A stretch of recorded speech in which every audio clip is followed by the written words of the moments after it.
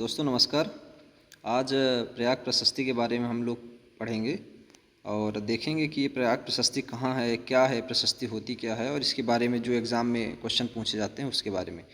तो सबसे पहले हम बात करें कि प्रशस्ति क्या होती है। तो प्रशस्ति मतलब प्रशंसा होती है कि किसी की भी प्रशंसा हो सकती है, यानी किसी राजा की हो या किसी सामंत की हो, तो उनकी प्रशंसा में लिखा गया लेख, कविता या कोई पाठ हो सकता है जो उनकी तारीफ़ करे, उसको प्रशस्ति कहते हैं। और प्रयागराज से प्रयाग आया है, तो यानी प्रयाग में जो प्रशस्ति लिखी गई है उसे प्रयाग प्रशस्ति कहते हैं। और भी प्रशस्ति हैं, जैसे एहोल है। एहोल प्रशस्ति में जो चालुक्य शासक पुलकेशिन द्वितीय है उसकी उपलब्धियों का वर्णन किया गया है। हाथी गुम्फा प्रशस्ति है, जो उड़ीसा का कलिंग का राजा जो खारवेल था उसकी विजय की उपलब्धियों के बारे में जानकारी देती है। तो इस प्रकार से प्रशस्ति बहुत सारी होती है, जितने अभिलेख होते हैं सब में प्रशस्ति ही लिखी जाती है। तो इसको प्रयाग में होने की वजह से प्रयाग प्रशस्ति के नाम से बहुत फेमस है। इसके अलावा इसको इलाहाबाद स्तंभ भी कहते हैं। आप देखेंगे ये है अशोका पिलर है। ये अशोका पिलर क्योंकि सबसे पहले इसको अशोक ने ही पिलर बनवाया था और कौशाम्बी में बनवाया था। अभी आगे हम लोग देखेंगे भी कि इसकी हिस्ट्री क्या रही है। पहले अशोक ने बनवाया, उसके बाद फिर समुद्रगुप्त ने खुदवा के यहाँ ले आया। तो सबसे पहले इसके बारे में देखते हैं ये किस भाषा में है। ये संस्कृत भाषा में है, पूर्णतः संस्कृत भाषा में नहीं है। जब एग्ज़ाम में पूछा जाए कि इसको जो समुद्रगुप्त का दरबारी कवि जो हरिसेन है, हरिसेन ने इसको किस भाषा में लिखा, तो हरिसेन ने इसको संस्कृत भाषा में लिखा। एक आपको एग्जाम्पल दिखाते हैं। देखिए यहाँ पे लिखा है महाराजाधिराज चंद्रगुप्त पुत्रस्य महादेव्या कुमारदेव्या मुत्पन्नस्य लिच्छवी दौहित्रस्य। यानी इसका अर्थ है कि इस प्रशस्ति में जो लिखा है कि महाराजा धीराज श्री चंद्रगुप्त का महादेवी कुमार देवी से उत्पन्न पुत्र तथा लिच्छवी दौहित्र बताया गया है। किसको? समुद्रगुप्त को। तो ये तो इसमें हो गया जो हरिसेन ने लिखा, क्योंकि हरिसेन ने संस्कृत में लिखा। इसमें पाली भाषा में भी लिखा गया है। जब अशोक ने लिखवाया था अपनी प्रशस्ति, तो प्रशस्ति क्या, उसने अपना आदेश लिखवाया था। इसमें 3 लोगों का जिक्र है, वो हम आगे देखेंगे। इसमें जैसे लिखा है कि 3 शासकों का विवरण है, जिसमें अशोक है, समुद्रगुप्त है तथा जहांगीर है। तो अशोक के जो इसमें लिखा गया है, अशोक के जो आदेश है, क्योंकि अशोक अपने शिलालेख और स्तंभ लेख में अपने आदेश गढ़वाता था पूरे देश के अलग अलग भागों में। और समुद्रगुप्त के बारे में जो है उसके जो दरबारी कवि हरिसेन, उसने प्रशंसा खूब की कि युद्ध में खूब विजय किया, बहुत प्रतापी शासक था और ये सब। और जहांगीर का जो अकबर के मरने के बाद जहांगीर का जो क्या कहते हैं राज्याभिषेक हुआ था एक तरह से, उसका वर्णन इसमें जिक्र मिलता है। आगे आपको दिखाते भी हैं।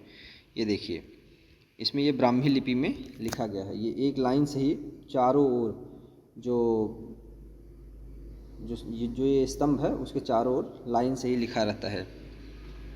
ठीक है।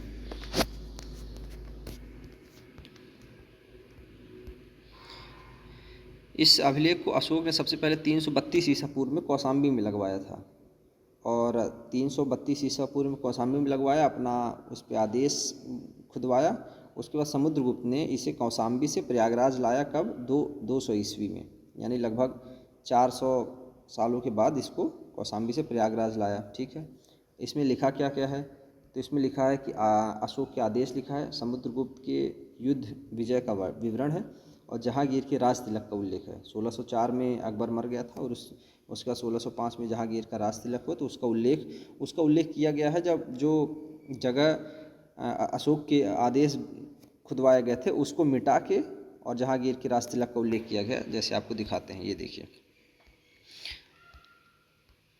ये मान लीजिए ये पिलर का एक पार्ट है, जैसे इसमें दिखाया गया है कि ये बीच वाला हिस्सा है पिलर का। ये थोड़ा उसको और जूम करके दिखाया गया है कि यहाँ पे जो लिखा है 7 लाइन, आप देखेंगे कि बीच की ये 7 लाइन जहांगीर ने मिटवा दिया है। और वहाँ पे अपना यहाँ 7 और 8 तक है, 8 लाइन। उसके बाद 8 के बाद यहाँ 7 लाइन बीच में मिटी हुई है और उसके बाद 15वीं लाइन है। तो इस 7 लाइन में जहांगीर ने अपने राज तिलक से संबंधित आदेश खुदवा दिया था, मतलब उसमें अंकित करवा दिया गया था। उसके बाद ये सब इसको और डिटेल में है, देखिए 7 लाइन लिखा है, 7 line cut away by Jahangir's inscription. और इसको पढ़ा किसने है, ये जो मैपिंग किया है ए कनिंघम, अलेक्जेंडर कनिंघम ने। ठीक है, ये ब्राह्मी लिपि में है, ये गुप्ता इंस्क्रिप्शन है। ये सब इसके बारे में विवरण है, ये ज़्यादा कुछ खास नहीं है। ये देखेंगे प्रयागराज जो है लंबे समय तक गुप्तों की राजधानी रही थी। और एक बात और कि ये जो इस समय अशोक का स्तंभ है वो प्रयागराज के किले के अंदर है।